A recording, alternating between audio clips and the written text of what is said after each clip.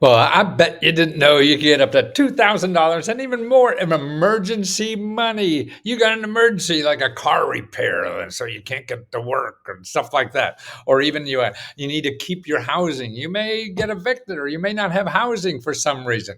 And this kind of money is for that. Or even to retain employment. Hey, well, I don't have this, I can't get the job, whatever. And you may lose your job. That's what emergency money is for, and your overall well-being. But the problem is there's no one source for this. It's different every place you live.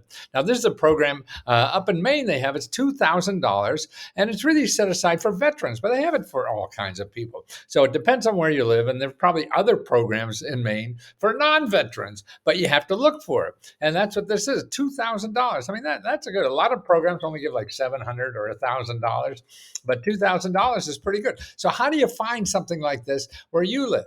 Well, my favorite place is really go to find, F-I-N-D, help, HELP.org.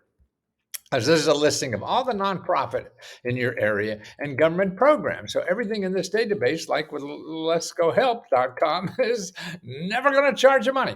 So if you put in financial assistance, look at for where I lived in Maryland, there's 266 programs. Okay, you don't know which one's exactly for you, right? But that's why you got to use this baby. You got to get on the phone and start talking to some of these people. This is my situation. Here, financial assistance and counseling. Wow, that's a no. Disaster assistance, senior services. Montgomery County Family Center. They help emergency financial assistance. Representative payee, and no idea what that is. 266 programs.